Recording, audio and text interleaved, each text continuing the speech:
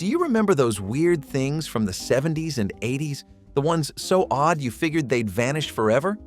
These quirky habits and designs shaped daily life, from kitchens to playgrounds, and somehow survived. If they lasted this long, what else might still be hiding in plain sight? Sucrets tins were everywhere in the 70s and 80s, tucked into purses, glove compartments, and kitchen drawers. The little square metal boxes originally held cough drops, but once emptied, they became something entirely different.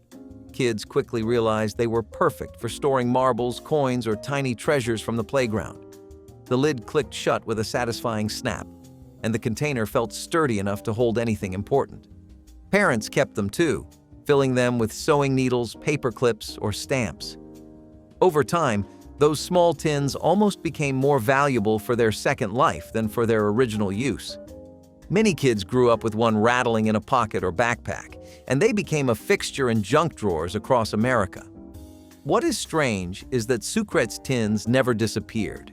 They are still made today, though now the designs are sleeker and the cough drops inside come in updated flavors. Open a drawer in your grandmother's kitchen and you might still find one, scratched and dented, holding buttons or batteries.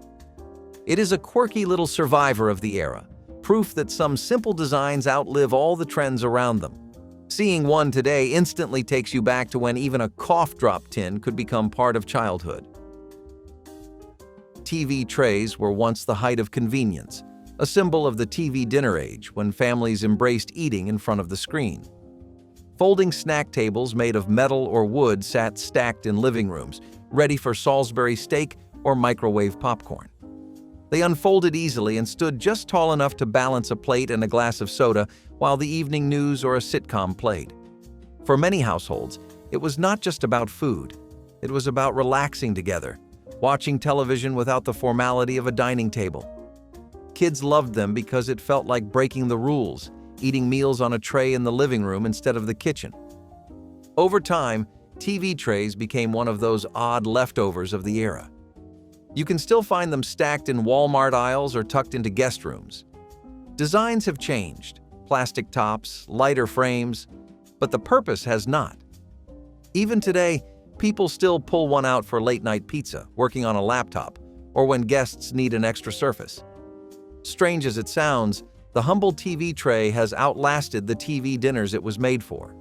It is one of those quirky relics that remind you the 70s and 80s were always about finding comfort wherever you could. Fisher-Price. Little people were the chunky, peg-shaped toys that filled toy boxes in the 70s. They were simple, tiny figures with painted-on smiles, round heads, and colorful bodies. No fancy electronics, no moving parts, just small characters that fit into barns, cars, and dollhouses. Kids made up entire worlds with them, sending them down plastic slides or seating them in toy airplanes. They were basic, but that was what made them work. You could imagine them into anything. Parents loved them too because they were nearly indestructible, surviving countless drops and chews from toddlers. What is weird is how they have never really gone away. The original versions were eventually updated for safety, made larger so they would not be choking hazards, but the concept is still the same. Walk into a toy aisle today, and you will see Fisher-Price little people smiling back, still packed in playsets for barns, garages, or princess castles. For many parents, buying them now feels like handing down a piece of their own childhood. They are proof that sometimes the simplest toys outlast the flashy trends, holding on to their charm across generations. The weird part is not that they exist, but that kids still love them, even in a world of tablets and video games. Crockpots became a wedding gift staple in the 70s and never left. The slow cooker promised convenience. Toss in ingredients in the morning, come home to a ready dinner at night. For working parents, it was a miracle appliance, turning cheap cuts of meat into tender stews or chili that could feed a whole family. The avocado green or harvest gold models often sat on countertops, bubbling away while the smell filled the house. Families swapped recipes for pot roasts or cheesy dips, and magazines devoted whole sections to crockpot cooking. Somehow, despite all the fancier gadgets that have come since, crockpots still live on in nearly every kitchen aisle. The colors are sleeker now, black, stainless steel, even digital displays, but the principle has not changed. People still use them for the same reason. They make life easier. What is strange is that this one product has barely changed in 50 years and remains just as relevant. Even in an era of air fryers and instant pots, the Crockpot holds its place as a quiet survivor. Seeing one today is like looking at a timeline of family dinners stretching back to the 70s, proof that some ideas never go out of style. Scented markers like Mr. Sketch were the guilty pleasure of every child in the 80s. Each color had a smell: grape, cherry, blueberry, licorice, that kids could not resist sniffing, even though they were just supposed to color. Teachers kept them in classrooms, but they always became the most borrowed and fought-over supply. Every art project turned into a guessing game of which scent belonged to which marker, and kids proudly wore the ink stains on their fingers. There was a thrill in smelling them, like you were getting away with something slightly forbidden. Parents worried about kids sniffing too hard, but that never stopped anyone. The strangest part is that they are still around today, sold in school supply aisles with the same scents. Pick one up, uncap it, and the smell instantly drags you back to a childhood desk, surrounded by worksheets and crayons. In a world where most trends fade, these goofy, smelly markers never left. They are a reminder that sometimes the weirdest ideas end up being the ones that stick, even across decades. Swanson frozen pot pies are still sitting in freezer aisles today, just as they were in the 70s. Back then, they came in small aluminum trays you heated in the oven, filled with gravy, vegetables, and mystery meat. For kids, they were a treat, tiny pies you could eat with a fork straight from the tin. Parents liked them because they were cheap and easy, something you could stock up on and serve when there was no time to cook.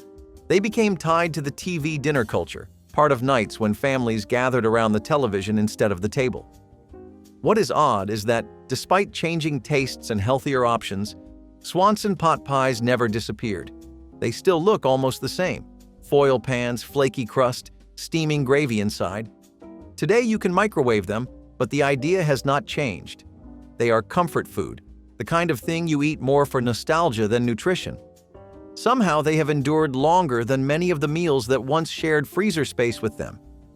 Seeing them now feels like walking into a time capsule, proof that even weird, overly salty foods can outlast everything else.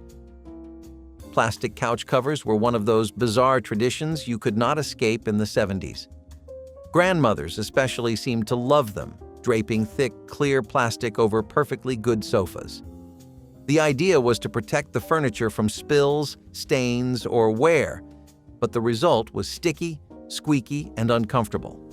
Sitting down in summer meant peeling your legs off the plastic, and the sound of rustling covers became part of every visit to Grandma's house. Kids wondered why no one was allowed to enjoy the actual fabric of the couch. Strangely enough, plastic covers still exist today. They can be found online or in specialty shops, bought by people determined to preserve their living room sets. It is weird to think the tradition never fully died, even though most people remember it as more punishment than protection. Plastic couch covers survive as a relic of a mindset that valued keeping things perfect over enjoying them. Seeing them today makes you smile, remembering the odd discomfort of furniture you were not supposed to touch. Pine Sol cleaner has not gone anywhere since the 70s. The bright yellow liquid in its sturdy bottle carried a powerful pine scent that filled entire kitchens. For many kids, that smell instantly meant Saturday morning chores, wiping counters or mopping floors. The scent was so strong it lingered long after cleaning, almost overpowering, but people came to love it as the smell of clean mothers swore by it, and television ads hammered the message home with cheerful jingles. The weird part is how little it has changed. You can still find it today, still pine-scented, still promising the same shine. There are other versions now, lavender, lemon, but the original pine formula remains iconic. For anyone who grew up in the 70s or 80s, one whiff of Pine Sol is enough to take you back instantly. It is proof that even a smell can survive decades, burned into memory as deeply as any song or toy. Shrunken apple heads were one of the creepiest school crafts of the 70s and 80s, yet they never completely disappeared. Kids peeled apples, carved faces into them, and let them dry into wrinkled, shrunken little heads. Teachers claimed it was a lesson in patience or creativity, but mostly it was just weird. The dried apples looked like something out of a horror movie, sitting on desks or strung up as Halloween decorations. Families sometimes made them at home too, baking them slowly until they shriveled into spooky shapes. Oddly enough, the craft has survived. Every Halloween tutorials still pop up online showing how to make them. Stores even sell pre-made versions as decorations. It is strange to think something so unsettling to look at has lasted so long. Shrunken apple heads are proof that kids of the 70s were raised on crafts that were equal parts bizarre and unforgettable. Holly Hobby dolls were the bonnet-wearing rag dolls of the 70s, and they are still quietly sold today. They looked old-fashioned even back then, with calico dresses, aprons, and oversized bonnets that hid their faces. Kids loved them because they felt handmade, like something from a storybook. The dolls became part of a larger craze: stationery, lunchboxes, even television specials. Yet the dolls themselves stayed soft and simple. Parents bought them as gifts, hoping they would encourage gentler, quieter play. The strangest part is that they have never truly gone away. Specialty shops and online stores still sell Holly Hobby dolls, often to nostalgic adults buying them for their own children. They are a reminder that not every toy has to light up or make noise to survive. For those who grew up with them, just seeing one can bring back memories of bedrooms decorated with gingham and lace. Weirdly enough, Holly Hobby still lives on. Chia Pets first sprouted onto store shelves in the late 70s as gag gifts, and somehow they have never left. The premise was ridiculous: a terracotta animal you spread with chia seeds that grew into a coat of green fur. Commercials with the catchy ch-ch-chia jingle made them impossible to forget. Most people who bought them expected a laugh, but kids were fascinated, checking daily to see tiny sprouts push through the clay grooves. They were plants disguised as pets, equal parts goofy science project and silly decoration. Strangely enough, they became a staple of Christmas gift-giving. Year after year, new designs appeared: sheep, cats, dinosaurs, even pop culture figures like presidents or cartoon characters. They were quirky, cheap, and always good for a smile. The weirdest part is that Chia Pets are still sold today, stocked in drugstores and big-box retailers every holiday season. People continue buying them, not because they are practical, but because they feel timelessly silly. They capture a piece of the 70s spirit where even the oddest fad could survive forever. Looking at one sprouting on a windowsill today, you cannot help but laugh that something so strange has endured for decades. Easy bake ovens were the dream of every child in the 70s and 80s. It sounded absurd: a plastic toy oven that cooked real cakes with nothing more than a light bulb. Yet millions of kids begged for one at Christmas, eager to bake their own tiny treats. Mixed packets of powder and water turned into chocolate cakes or sugar cookies, all slowly baked by the warmth of a bulb. The taste was questionable, but the thrill of cooking something yourself was unforgettable. Parents watched nervously, but they could not deny the excitement. Easy bake ovens became more than toys. They were early lessons in independence, creativity, and kitchen confidence. Decades later, they still exist, albeit with updated designs and safer heating elements, but the concept remains identical. Kids today still slide tiny pans into plastic ovens, waiting impatiently for a little cake to emerge. What is so strange is that in a world of microwaves, air fryers, and instant snacks, the Easy Bake Oven has managed to stay relevant. It proves that sometimes the fun of food is not about flavor. It is about making something yourself.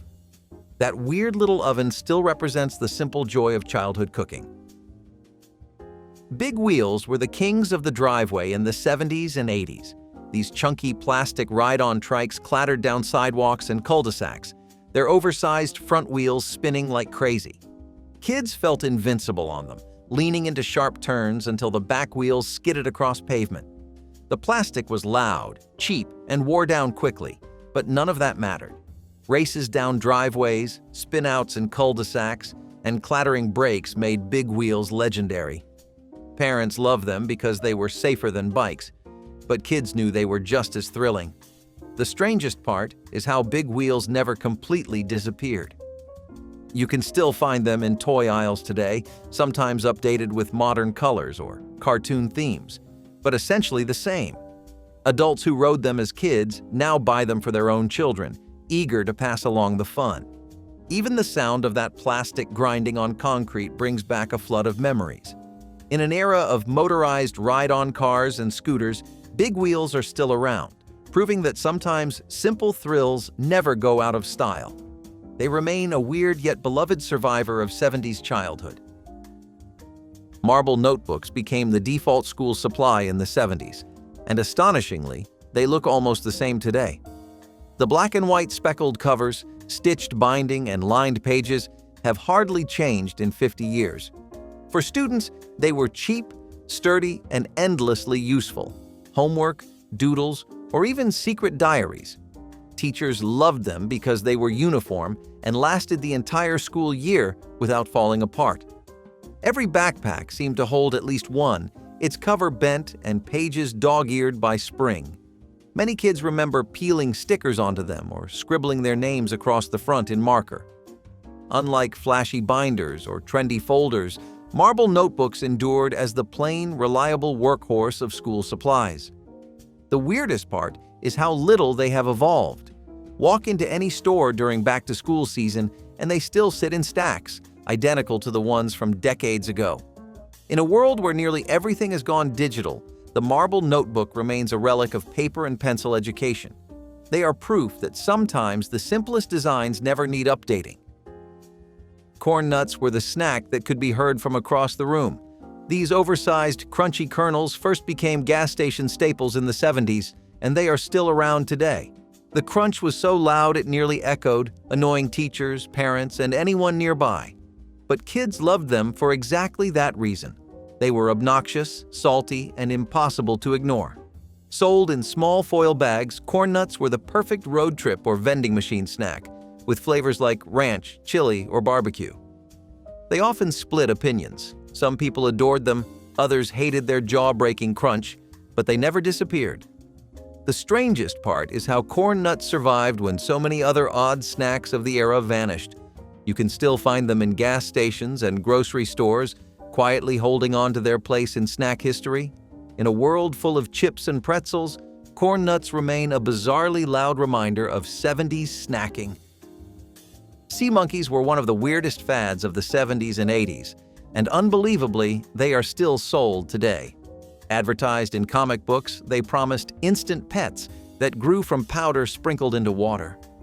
The illustrations showed smiling creatures with crowns and families, but the reality was brine shrimp swimming aimlessly in a bowl.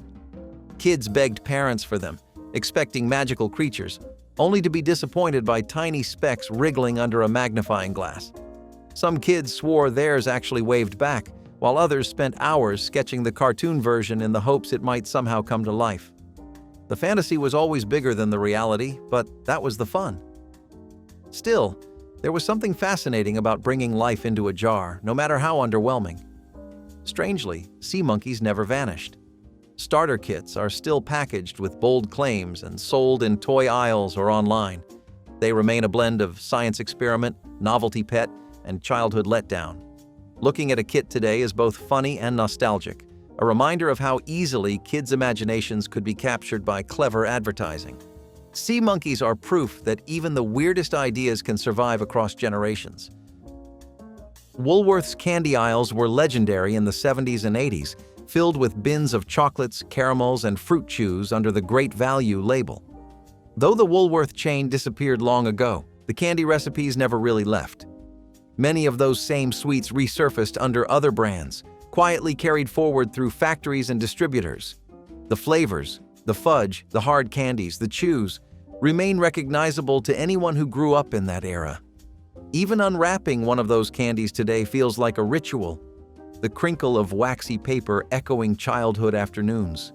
For many, that sound and taste are as tied to memory as the candy itself. Kids remember clutching a few coins and filling small paper bags with their choices, savoring every piece on the walk home. Parents appreciated how affordable it was, a treat that felt special without costing much. Today, you can still buy versions of that candy, though the Woolworth name is gone. The weird part is that the taste instantly transports you back, even if the wrapper says something different. In a way, the candy outlived the stores themselves, surviving in bite-sized form. Velveeta cheese bricks were neon yellow blocks of processed cheese product that filled refrigerators in the 70s and 80s. Families used them for macaroni, casseroles, and dips, where the gooey texture melted into everything. It was never quite cheese, but it was affordable, smooth, and lasted forever on a pantry shelf. The bright box and unmistakable color made it one of the weirdest staples of family kitchens.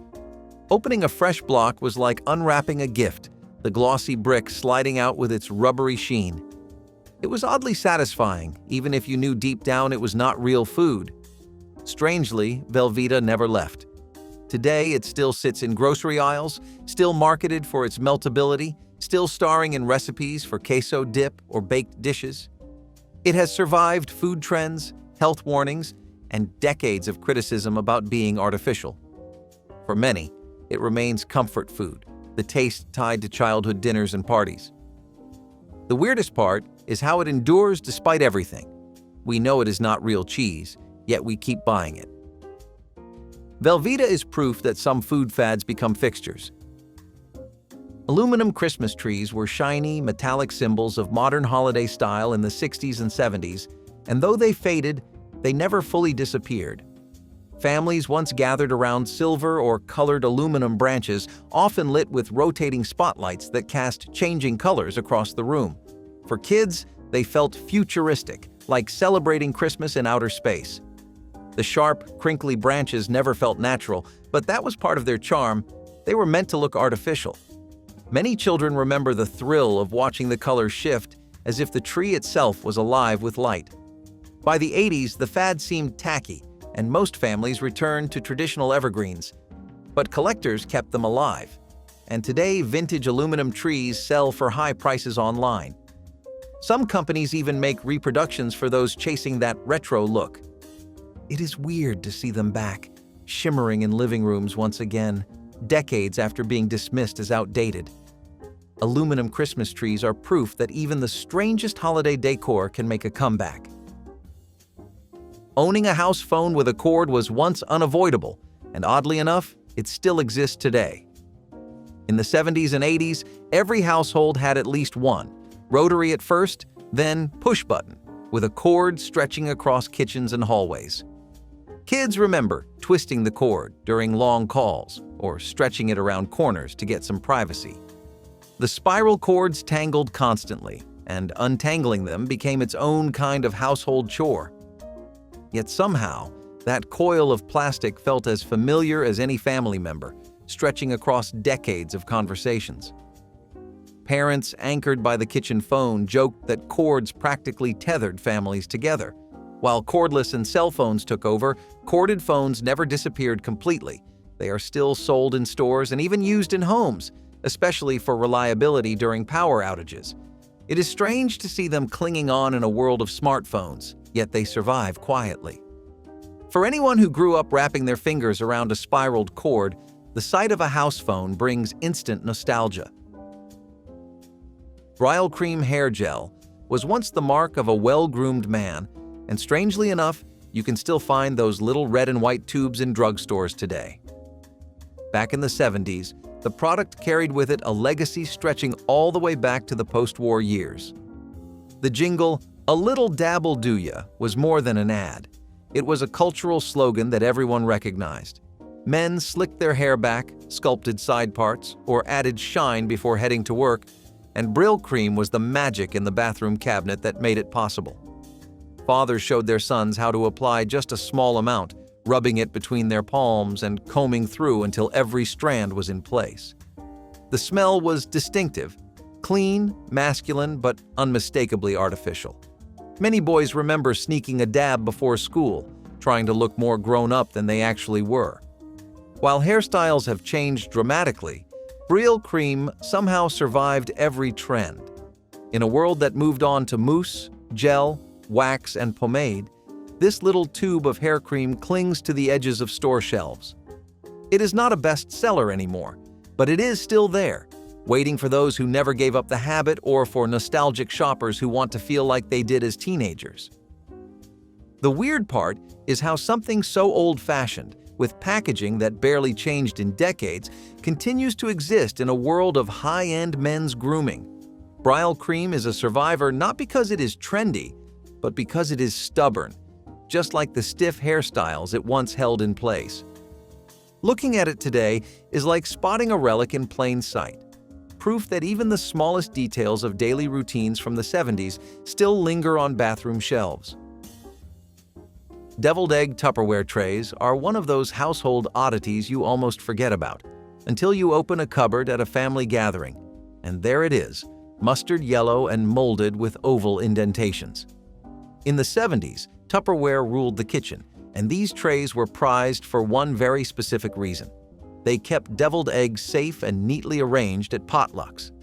Every church event, baby shower, or neighborhood party seemed to have at least 2 trays in circulation, each one filled with the same paprika-dusted eggs.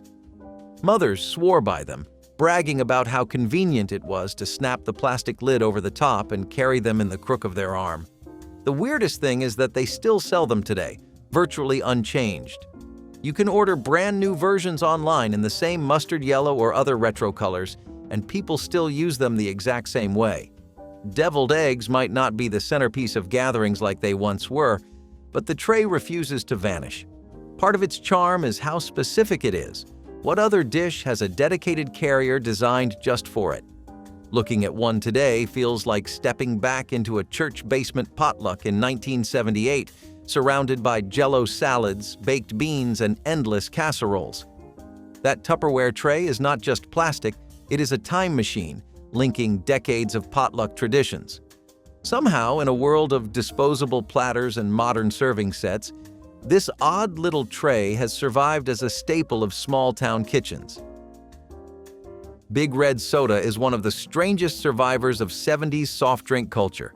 Bright red in color and tasting vaguely like bubblegum mixed with cream soda, it baffled anyone who tried it for the first time. For kids in certain states, though, Big Red was legendary, filling vending machines and showing up at every gas station cooler. Parents either hated it or secretly loved it, but nobody ever forgot that unique, candy-like flavor. Unlike Coca-Cola or Pepsi, Big Red never went national in a major way. Instead, it carved out a niche in the South and Midwest, where loyal fans kept it alive. Even today, you can find it in supermarkets and convenience stores in Texas and surrounding states, and it has even made its way into regional fast food chains as a fountain drink option. What makes it weird is not just the flavor. It is the fact that something so regional and peculiar has survived for decades in a market dominated by giants. Big Red has somehow become both obscure and iconic at the same time. For those who grew up with it, cracking open a can instantly brings back memories of road trips, football games, and hot summer afternoons. For those trying it now for the first time, it feels almost alien, sweet, strange, and impossible to pin down. That oddness is exactly why it has endured. Big Red is living proof that not everything has to make sense to survive. Sometimes weird is enough. Beanbag ashtrays are perhaps the most bizarre household accessory to still be hanging around. Picture a small metal or glass ashtray, but instead of resting on a coffee table, it is sewn into a beanbag base filled with sand or beads. In the 70s, they popped up everywhere, perched on couches, armrests, and dashboards. The beanbag made them flexible so they could balance almost anywhere, and smokers swore by them as convenient. Of course, they also spilled constantly, leaving cigarette butts and ashes scattered across the floor. Despite smoking's decline and the rise of smoke-free homes, you can still find these oddities in retro shops and online. Collectors treat them as kitschy reminders of an era when cigarettes were woven into daily life. They come in wild colors, orange vinyl, faux leather, even velour, and the nostalgia market keeps them alive. The strangest thing is that people still buy them, even if they never plan to smoke a cigarette. Some repurpose them as coin holders, paperclip trays, or quirky decor items. The beanbag ashtray is proof of just how strange and creative everyday products once were, made to solve problems that no one realized could exist. Looking at one today, you cannot help but marvel that such a goofy little invention outlasted its time, surviving decades after smoking fell out of style. It is weird, impractical, and yet still here. Cabbage and Jell-O salads from church cookbooks are one of the strangest culinary relics still floating around. In the 70s, these oddball recipes showed up at nearly every potluck. Shredded cabbage, carrots, or celery suspended in wobbly lime or lemon Jell-O. Sometimes they included mayonnaise, cottage cheese, or even hot dogs, combinations that left kids groaning at the sight. Yet in many small towns, these recipes became staples, passed down in spiral-bound cookbooks printed by churches or community groups. What is truly weird is that these recipes still circulate today. New editions of those same church cookbooks often reprint them, unchanged, and some families still make them out of tradition. They are culinary time capsules, connecting generations through flavors most of us would never willingly combine. Part of their endurance is nostalgia. People remember their grandmothers making them, or they associate them with community gatherings where everyone brought their specialty. Even if most people secretly scraped them off their plates, the salads represented togetherness and thrift. They were cheap, easy to make, and stretched ingredients to feed a crowd. Today, cabbage and Jell-O salads are still out there, lurking in potluck books and occasionally showing up at small-town events. They are the strangest survivors of mid-century cooking, proof that food traditions can cling to life even when taste buds have moved on. Looking back, you cannot help but laugh that something so odd has managed to stay on the page, and sometimes still on the table. Mercury thermometers were a household staple, used on babies, adults, even pets. Tucked in bathroom drawers or first aid kits, they were slim, silver, and dangerously beautiful. If you were sick, your mom would shake the thermometer to reset the mercury, then slide it under your tongue or arm. You waited in silence, watching the silvery liquid rise and hold its place. Nobody questioned it. It was science. It was routine. But those thermometers were filled with mercury, a potent neurotoxin that could poison the air if the glass broke, and they often did. A slip from the counter or a hard shake could send beads of mercury rolling across the floor like tiny balls of doom. Most families wiped them up with tissues or brooms, unaware of the harm. Today, mercury thermometers have been almost entirely phased out, replaced by digital ones that beep instead of shimmer. But for kids of the 80s, that little glass stick was part of every fever, every flu, every call to grandma for what to do next. And just like nobody questioned the mercury, nobody questioned mixing alcohol with open water, especially when summer meant floating down a river without a care in the world. Muscle pants for kids, that was the pitch. Somewhere, a grown-up looked at a child and said, "You know what this kid needs? Pants that scream steroid energy." These were Zubaz-style leggings with wild patterns and stretch material designed to mimic the bodybuilding look of adult gym rats. Except they were made for children. The problem was not just the patterns, which, by the way, included everything from neon zebra stripes to camouflage lightning bolts. It was that kids had no idea how to wear them. The pants were often too tight or too loose, and they came with this weird fake athletic vibe that clashed hard with the Sesame Street lunchboxes. These pants were a hard no. Schools started quietly banning them for being distracting, and parents got tired of explaining to teachers that no, their child was not training for a junior weightlifting championship. They were just victims of 1980s fashion. The trend came and went faster than you could say bicep curl. But speaking of trying too hard to look futuristic, let us talk about the time Atari thought your forehead could play video games. Before Bluetooth speakers and smart home assistants, there was the built-in wall radio. Usually installed near the phone nook or tucked into a panel above the kitchen counter, this was your portal to the world. With one turn of a giant knob, you could get the weather, farm reports, school closings, or your favorite midday jazz station. Some had small intercom buttons for calling upstairs or out to the garage. It was kitchen multitasking before anyone used the word. Moms would hum along while stirring soup or call the kids for dinner through the built-in speaker. You knew what time it was by the voice on the radio, not your phone. It was the soundtrack of daily life, soft static, local news, and old familiar jingles. Even the quiet moments felt fuller with it playing in the background. But as media moved to TV, then to handheld devices, these built-ins became obsolete. Wires were cut, faces painted over. Now, if you find one in an old house, it looks like a forgotten control panel from a spaceship. Once, it brought life into the kitchen. Now, it is just a silent square on the wall. We carry entire sound systems in our pockets today, but they do not echo down the hallway the same way. What did we lose when the kitchen stopped singing? Walk into an old house and open a closet door, and you might get hit with a smell that is oddly comforting. Woody, warm, a little spicy.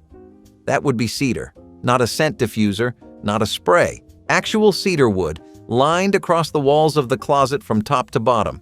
These cedar-lined closets were the silent guardians of America's wardrobes. They protected against moths, mildew, and musty smells. But they also added a kind of rustic luxury, like storing your clothes inside a tree trunk at a high-end cabin. The idea was simple. Cedar wood naturally repels insects, so why not turn your entire closet into a bug-proof haven? People did not just store coats in there, they kept heirlooms, wool suits, and seasonal clothes safe year-round. Some closets were fully lined, others just had a single cedar panel on one wall. Either way, it gave the whole room a spa vibe long before that was a thing.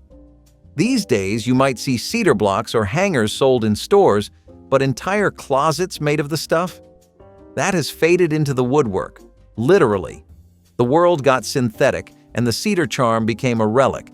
But if you think that was clever, wait until you see how people used to pass food across rooms without ever leaving their chair. No seatbelt use was not just common, it was practically invisible. Cars came with seatbelts, but they were rarely used. Children piled into the back seat without a second thought, curling up with pillows, playing games, or hanging their heads out the window like golden retrievers. On long trips, siblings would wrestle or lie down to nap across the entire back row. Adults, too, often left their belts untouched, especially in the front passenger seat. The seatbelt light was just an annoying feature, easily ignored. There were no alarms, no relentless dings, just silence and freedom. Many people viewed seatbelts as unnecessary unless they were driving fast or on highways. Some even believed they were more dangerous during crashes. It was not until the late 1980s and early 1990s that states began to enforce seatbelt laws. Today, it is a non-negotiable. Not buckling up can cost you money, your license, or your child's safety. But back then, you were more likely to get in trouble for forgetting to bring home milk than for not wearing a belt. And if the roads were that casual, imagine how carefree kids were on their bikes, zooming through neighborhoods without a helmet in sight. The garbage Pail Kids movie is the textbook example of a terrible idea being taken way too seriously. The trading cards were already controversial. Gross-out humor, exaggerated features, bodily functions turned into punchlines. But they were iconic. So naturally, someone decided to turn them into a full-length feature film. And it was a mess. The characters were played by little people in horrifying animatronic masks that barely moved, giving every scene a nightmarish vibe. The plot? A vague attempt at a coming-of-age story with elements of science fiction and slapstick comedy, all of it soaked in questionable effects and even worse acting. Even die-hard fans of the cards walked out of theaters feeling like they had just lost a piece of their childhood. Critics called it one of the worst films ever made, and audiences agreed. It tanked at the box office, vanished from theaters, and was quietly swept under the rug. The only thing this movie managed to accomplish was proving that not all nostalgia belongs on the big screen. But if you think that was a bitter taste, just wait until we talk about a candy bar that tried to be classy and ended up at the bottom of the vending machine. Tile countertops used to be the envy of every stylish post-war kitchen. Bright turquoise, sunny yellow, or soft pink ceramic tiles lined the counters like a checkerboard of domestic optimism. But the secret every home cook knew was this: those grout lines were a menace. They absorbed spills, caught crumbs, and stained faster than you could scrub. You might as well have been cooking on a tiled floor. Still, people loved the look. It felt cheerful, polished, and clean, at least at first glance. The tiles were cool to the touch and easy to replace if one chipped. You wiped them down after every meal, but somehow they still told the story of every spill and every stir. Those stains were not just grime, they were memories set in stone. But no matter how often you scrubbed with baking soda and vinegar, the grout lines always seemed a shade darker than the day before. Eventually, the shine wore off. Laminate, granite, and seamless solid surfaces took over. You could wipe once and be done. No more grout brushes, no more bleach, but something about those tile counters still lingers in the memory. They were imperfect, yes, but also warm and lived in. Kitchens where birthday cakes were frosted and Sunday gravy simmered for hours. When did spotless surfaces become more important than stories? Before there were curling wands, flat irons, and hair straighteners with 10 settings, there was one holy grail of home beauty: the built-in hairdryer chair. That is right, just like the ones at the salon. These were dome-shaped dryers, fixed right into vanities or dressing tables, and they were everything. Sit down, flip a switch, and suddenly your head was enveloped in a low hum of warm air. These machines were especially popular in the 1950s and 1960s when hairstyles like the beehive or the bouffant required serious volume and serious time. The dryers were sleek, futuristic, and a little noisy, but they got the job done. Housewives would sit under them while flipping through magazines, sipping coffee, or catching up on the neighborhood gossip. Some units were even foldable, tucking away neatly when not in use. Today, we think of beauty appliances as portable and handheld. But back then, hair care was an event, and the home adapted accordingly. These built-in dryer chairs turned the average bathroom into a personal beauty parlor. Sadly, they went the way of Aquanet and home perms. But speaking of gossip, let us head into the hallway because the next stop is where stories were shared, secrets were spilled, and teenage hearts skipped a beat. Hitchhiking was once seen as adventurous, not reckless. People stuck out their thumbs with a smile and a sign, hoping for a ride and maybe a story. Soldiers on leave, college students on break, wanderers with a dream, they all relied on the kindness of strangers. Roads were filled with possibilities, and nobody thought twice about pulling over. You might remember watching someone hop into a stranger's car and wave goodbye, trusting the road and the driver. It was how many got from one town to the next, especially before cheap bus fares and ride-sharing apps. Parents might warn you to be careful, but that was the extent of the worry. Hitchhiking was not illegal in most places. It was resourceful. Over time, though, stories of assaults, disappearances, and crimes changed the narrative. Laws tightened. Signs went up, "No hitchhiking." Now, in many states, it is restricted or outright banned. The open road closed itself off. Hitchhiking became a symbol of risk rather than freedom. But for those who once stuck out their thumb and caught a ride with a stranger, it still lives in memory as a gesture of trust. And just as strangers were trusted, so were quiet children waiting patiently in cars, alone. Yep, you heard that right. In the 1970s, you could go to the store and buy a science kit that came with actual radioactive samples. Glowing rocks, uranium ore, the whole radioactive shebang. These kits were sold as educational tools, a way to spark curiosity in young minds. And they did, right before they sparked some very serious health concerns. Back then, no one batted an eye. Parents figured if it came in a box with a smiling cartoon scientist on the front, it had to be safe. Kids were in their rooms waving Geiger counters around like they were playing laser tag, all while absorbing trace amounts of nuclear material. It was science. It was cool. It was totally wild. Of course, by the time the risks caught up to the curiosity, these kits had already found their way into thousands of households. That glow-in-the-dark magic? Yeah, Turns out it was not so magical after all.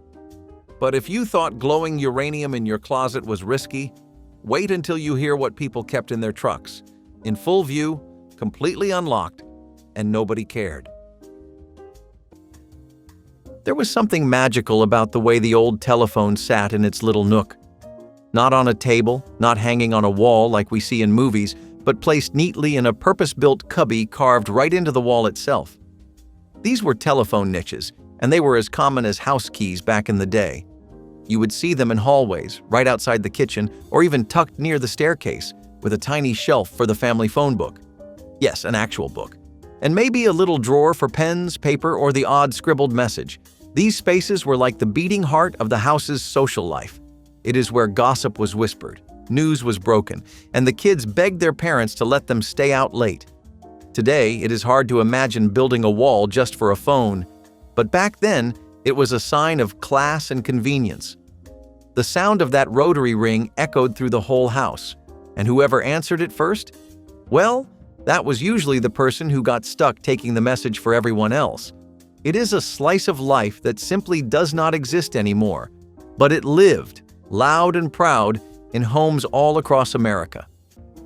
Behind the smooth cabinet doors of many mid-century kitchens hid a surprising tool, a pull-out dish drainer that lived inside the wall. After washing dishes, you would slide out the rack, load it up, and let everything drip dry behind closed doors. It kept counters clear, made the kitchen look tidy, and gave a sense of order that matched the rest of the house. Some even had small trays underneath to catch the water. It was not about hiding the mess, it was about making space feel peaceful. When plastic racks and countertop drainers became standard, these hidden drying systems quietly disappeared. New kitchens no longer had room for them, and they were hard to clean and prone to mold. But there was something thoughtful about them, something neat, something kind of charming. Now, we just pile dishes in the sink or leave them out for hours. The idea of drying dishes out of sight feels like something from a different era, one where appearances mattered, but so did small comforts. What else have we stopped tucking away for the sake of convenience? Letting kids ride standing up in the back seat was not just overlooked, it was often encouraged. The space between the two front seats was a coveted spot, a mini stage where children stood to give directions, tell stories, or just feel taller. It felt like driving without actually driving. Parents drove with one arm loosely draped over the passenger seat while a child stood between them, gripping the dashboard, peering out at the road like a co-pilot. In the back, kids slid across vinyl seats, bounced with each turn, or lay down and stared at the ceiling. There were no reminders to buckle up, because buckling up was not yet a rule. It was a nuisance. The seatbelt often stayed buried beneath the cushions or was jammed into the crack between the seats. Today, it is illegal for a child to ride without a proper car seat or restraint. Parents now face fines, or worse, for what was once everyday family travel. But back then, riding unrestrained was just another way to feel free. There was trust, or maybe just oblivion. Either way, it was the norm. And if today's laws would call that reckless, the next parenting habit would cause even more of an uproar. It took place in plain sight, often with a crowd watching. Because in 1969, Pan American Airlines launched a waiting list for commercial flights to the moon. No joke. People were lining up to get their names on this list. The idea was simple. We made it to the moon, so the next logical step was to sell tickets. Over 90,000 people signed up, excited about the idea of sipping martinis in zero gravity and watching the Earth rise outside their window. And Pan Am treated it like a real thing. They issued membership cards, called it the First Moon Flights Club, and promised that when the day came, they would call. The only problem? There was no plan, no actual timeline, no spaceship. It was a publicity stunt that spiraled out of control. People bought into the dream hard, and Pan Am was not about to correct them. When the company went bankrupt in the 1980s, it had never even started building anything to take people to space. The dream fizzled out, but it proved just how hungry the world was for a taste of the future. And nowhere was that hunger more obvious than in people's homes, where they tried to bring cinema magic to life with a machine the size of a small refrigerator. There was a time when flour was not just something you kept in a bag in the pantry.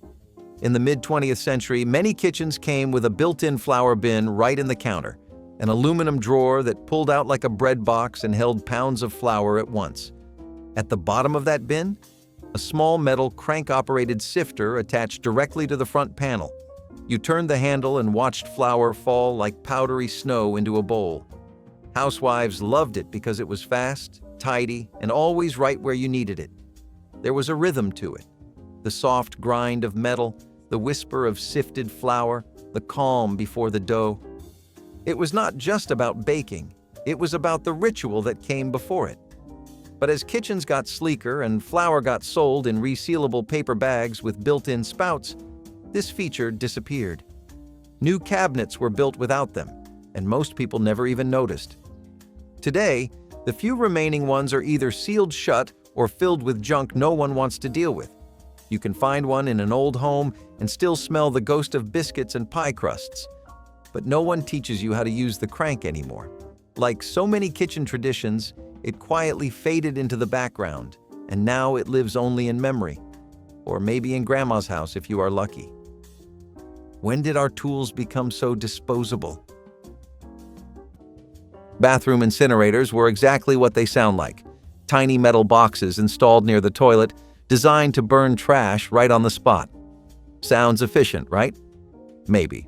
But also, just a little bit terrifying. These units were popular for a short time in the mid-20th century, mostly in homes that were obsessed with cutting-edge convenience. They were meant for tissues, cotton balls, wrappers, and small bits of waste, not, let us be clear, diapers or anything major. You would flip a switch, hear a low hum, and then wait while your trash slowly vanished into ash. It was like having a personal bonfire inside your bathroom. Some even came with a little chimney that vented outside. Of course, the smell was something. And safety? Let's just say it was a different time. These machines were prone to overheating, and if you put the wrong thing in, you might get more flames than you bargained for. Eventually, people realized that trash cans and weekly pickups were a whole lot safer. So the bathroom incinerator quietly disappeared, along with the era of lighting your garbage on fire next to your shampoo. But while the bathroom was heating up, the beauty routines of the day were getting pretty cool. And I mean that literally. Just wait until you see the hairdryers. Smoking was everywhere in the 1980s. Not just on sidewalks or street corners, but inside diners, airplanes, grocery stores, even hospitals. Ashtrays were bolted to fast food tables. The clink of ice in a glass mixed with the flick of a lighter.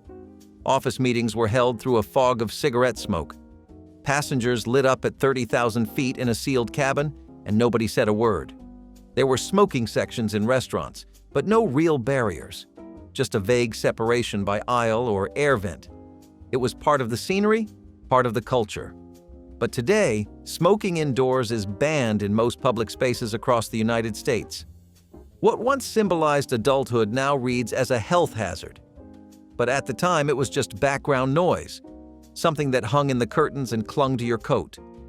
And if the air in those spaces was thick with smoke, it was also filled with something else that seems almost unbelievable now: medicine sold without oversight. Back before Halloween became a yearly anxiety fest, taking unmarked candy from a neighbor was just how the night worked. You rang a doorbell, yelled, "Trick or treat," and got handed whatever someone had lying around. Loose jelly beans? Great. Homemade fudge and wax paper? Even better. The idea that candy needed to be sealed and tamper-proof had not fully caught on yet. No one was worried about needles or poison. Your biggest fear was getting a box of raisins. Parents did not comb through your haul under a flashlight. They just told you not to eat it all at once. The neighbor handing out popcorn balls or wrapped caramels was not suspicious. They were the cool house. Trust was the currency of the neighborhood, and if someone put effort into a treat, you respected it. Now, we wrap everything in layers of packaging and double-check labels like candy is a security threat. And after all that sugar buzz, You already knew where the real party was, under a disco ball, skates on, and lyrics your parents probably should have listened to more closely. The electric hot plate built into the countertop was not meant to replace the stove. It was there for the in-between moments, the simmering, the reheating, the lonely cup of soup on a gray afternoon. It looked like a single stovetop coil embedded right into the counter, usually near the sink or beside the coffee station. You turned the knob and it glowed red. No pots stacked on burners, no full stove required. For single servings or quick boils, it was perfect. They became especially popular in the 1950s and 1960s during the height of the modern kitchen boom. They were sleek, functional, and felt futuristic. But they came with risks. Open coils got hot fast, stayed hot longer, and were sometimes forgotten. Over time, homeowners chose to have more counter space instead. The coils vanished, replaced with cutting boards and clean surfaces. But those hot plates once stood for independence, the idea that a small meal still mattered, that a house could be big, but one burner could still feel like home. What part of the kitchen did we lose when we made everything smooth? Once upon a time, you did not just decorate your bathroom, you committed to it. We are talking full-color, floor-to-ceiling, single-shade devotion. Pastel pink, mint green, baby blue, or the ever-famous avocado. These were the color-coordinated bathroom suites of the 1950s through the 1970s. And when we say coordinated, we mean everything. The toilet, the tub, the sink, the tile, sometimes even the toilet paper, matched like a showroom display. First Lady Mamie Eisenhower helped popularize the trend with what people dubbed Mamie Pink. Entire homes were built with these candy-colored palettes baked into their bones. But of course, color trends change. What once looked stylish and luxurious now feels a bit like stepping into a cartoon. As minimalism took hold in the 1990s and 2000s, bold bathroom hues were slowly wiped away, replaced by whites, grays, and beige. Still, those vivid bathroom suites had a kind of joy to them. They made you feel something, even if that something was confusion. And if the color did not impress you, the next home feature definitely would, especially if you ever hated carrying a heavy laundry basket down the stairs. Buying cold medicine used to be as easy as grabbing a candy bar. In the 1980s, if you had a stuffy nose, you walked into the drugstore, picked up a box of Sudafed, paid in cash, and left. No questions asked, no identification, no tracking. Parents sent their kids to buy it. It was just medicine, part of every household. But the main ingredient in many of those over-the-counter remedies, pseudoephedrine, was later linked to illegal methamphetamine production. By the early 2000s, laws changed. Now, you need to show identification, sign a logbook, and face strict limits on how much you can buy. The shelves are locked. The trust is gone. And what used to be a quick stop for relief has turned into a regulated transaction. But before children were regulated at pharmacies, they were doing something else just as shocking in the family car, standing tall while it moved. Imagine a time when the centerpiece of every living room was a bulky, boxy behemoth, the CRT TV. Coming into prominence in the 1950s, this technological marvel turned the humble living room into a bustling family theater.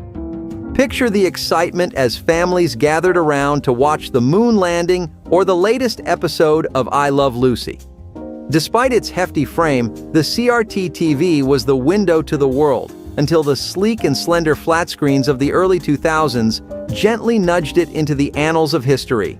Yet, ask any vintage video game enthusiast, and they'll wax poetic about the unmatched charm of playing on a CRT. Before streaming in HD, the CRT TV was the family's bond, the newsbringer, and the entertainer, all rolled into one. It was the original shortcut for busy kitchens, long before microwaves or DoorDash deliveries. Right there in the wall, usually between the kitchen and dining room, was a little opening known as a pass-through window. Not big enough to walk through, just big enough to pass a steaming pot of mashed potatoes or a stack of plates. It was part convenience, part conversation starter, and part dinner-time drama stage. You could poke your head through and call out, "Who wants seconds?" or you could slide a dish over without juggling it across the carpet. In bigger homes, they were framed out in wood or tile with little ledges to rest a casserole on. In smaller homes, they were purely functional, a hole in the wall that saved Mom 10 steps at every meal. Some even had shutters or swinging doors, so you could close the kitchen once dinner was served. But eventually, open-concept living took over. People tore down the wall entirely instead of carving a window into it. And just like that, the pass-through became passé. Still, it had its charm. It turned dinner into a kind of performance. But if passing potatoes through a hole in the wall sounds odd, imagine burning your garbage in a machine tucked right next to the toilet.